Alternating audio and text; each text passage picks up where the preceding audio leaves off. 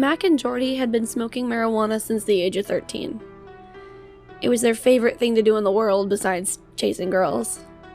They couldn't wait until the 3 o'clock dismissal so they could go to their little corner of the woods behind the school. Mac would bring the bowl, and Jordy supplied the pot. Then, unseen by anybody, they would fire the bowl up and pass it back and forth.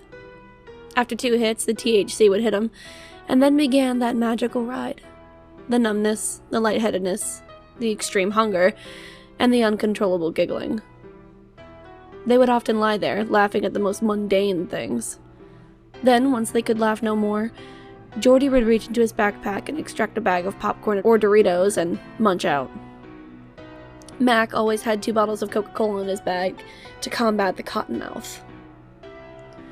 Once they had eaten and drank their fill, the 2 would then proceed to their homes to try to hide the fact that they were stoned from their parents.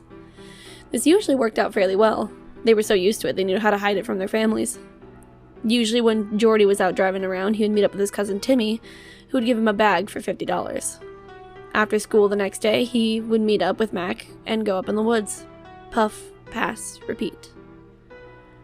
One afternoon during one of these sessions, Mac and Jordy were startled by the sudden appearance of a man in a green tie-dye shirt and camouflage pants. With his attire, he could have been standing amongst the trees the whole time, and they just hadn't noticed. "Whoa, who are you?" said Jordy. "My name's Charlie. I've been watching you boys for many a month now," the man replied. "Are you a cop?" asked Mac in a slurred voice. "Nah, man. I just happen to have some good shit here with me, and I wouldn't mind sharing some," said Charlie. And a bong appeared out of nowhere at Charlie's feet. Mac and Jordy were so wasted at this point they didn't even question the bong's sudden appearance.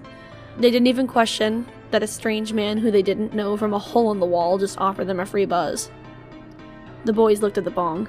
It was made from a glass and was blood red in color. They could not see the liquid inside. Even the cannabis in the bowl seemed red. "Go on, try it," Charlie urged.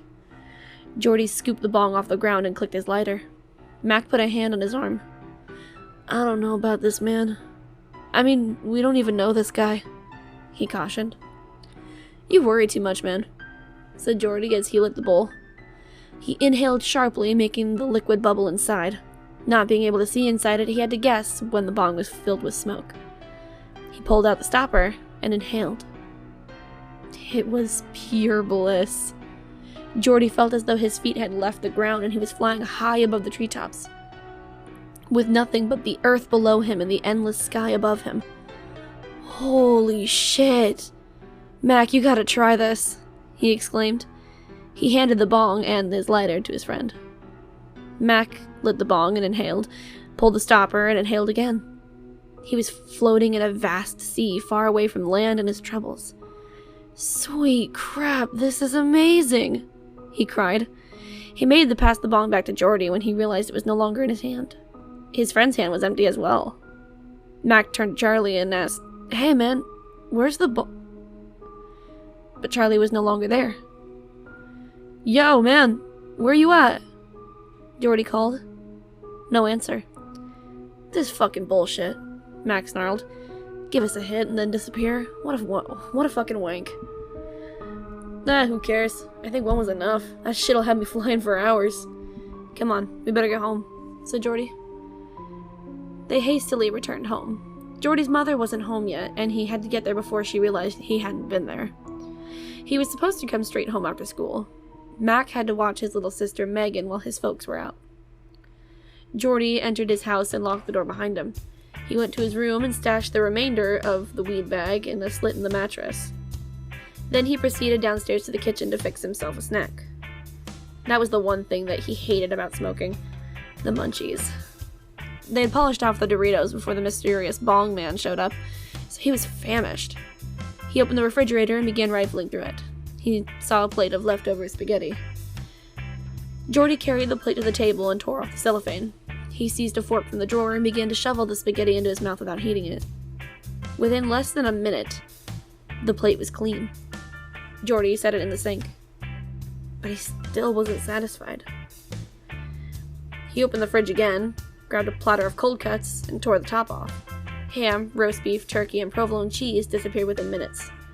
Jordy threw the empty platter onto the floor. But something was wrong. He was accustomed to having the munchies, but never before had they been this intense. So far, he'd consumed a plate of spaghetti, a platter of cold cuts, and he wasn't any less hungry than he had been 5 minutes before. On the contrary, he was even hungrier.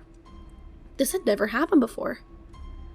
He reached into a cupboard and pulled out a box of Captain Crunch.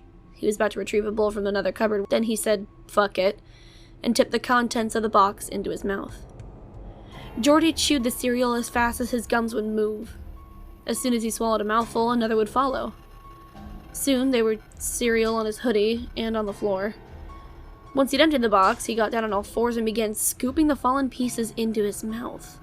But still, the hunger pangs worsened. He tried everything: cookies, leftover scalloped potatoes, grapes, even raw hamburger. Jordy slumped to the floor, his stomach burning. He felt empty, ravenous. So intense was his hunger, he felt as though he could eat anything.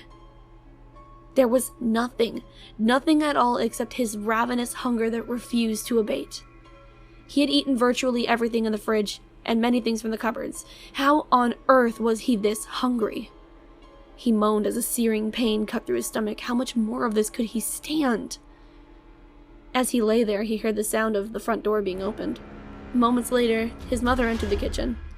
"Jordy? Are you Oh my goodness! What have you been doing in here?" she shrieked. Jordy pulled himself from the floor. He turned to face his mother. Her eyes widened in terror at the sight of him. "Jordy! Your eyes, they're really... Jordy wasn't listening. Something else had caught his attention. He stood there, listening to it closely. He could hear the blood pumping through his mother's veins. She looked different. Appetizing. Her skin looked so pink and succulent. He could almost see the fat and muscle through it, waiting to be devoured. Jordy recalled the raw hamburger he had consumed earlier. It didn't sate his hunger, but it tasted excellent. Better, in fact, than anything else had. Perhaps his mother's meat would ease his gluttony. He seized a bread knife from the holder on the counter and slowly approached his mother. Only one way to find out. Mac had already consumed 10 glasses of water before he moved on to the 2-liter bottle of Pib in the fridge. He unscrewed the cap and began chugging the soda like it was his job. He then threw down the empty bottle, belched, and began rummaging around for something else to drink. His tongue felt like a fresh piece of sandpaper. He didn't understand it. Usually 1 bottle or glass of a beverage would assuage his thirst after smoking. Why then did he feel like an old prune? His skin even felt drier than usual. He had just emptied 2 bottles of Gatorade when his sister Megan walked in. "Mommy's gonna be so mad. You drank all the pop and juice. I'm gonna tell her it's all your fault," she cackled upon seeing the depleted bottles on the floor. But Mac hardly heard her. He was looking at her closely. She had changed, or perhaps he was just seeing her in a different light, but only just noticing her for the first time. He could see every vein in her body. He could see the blue blood pulsing through them. He could hear her little heart beating, circulating that delicious juice he knew would cure his cotton mouth. Its beats were now limited. Megan was going to become the ultimate beverage. Mac grabbed a pair of scissors from the counter and lunged at his sister.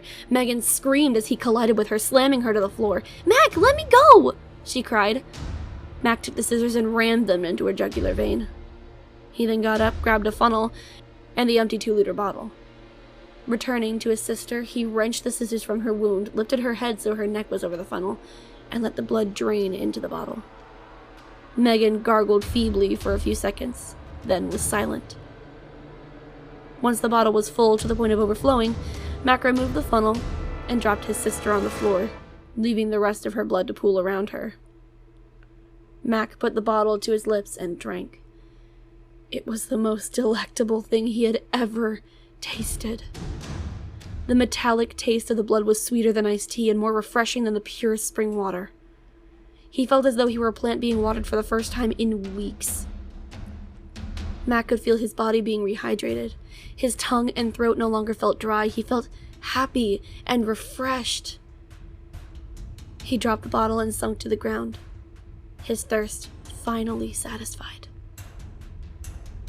Meanwhile, Geordie had just finished a magnificent feast. The raw muscle had more than satisfied his gluttony. His mother lay in front of him, her arms and legs gone. All there was left was a head and half of a torso. The taste of blood was better than steak sauce. He loved the feeling of the meat slithering down his gullet. Geordie picked up one of his mother's gouged eyeballs and popped it into his mouth like a marshmallow. He loved how it popped and snapped in his mouth.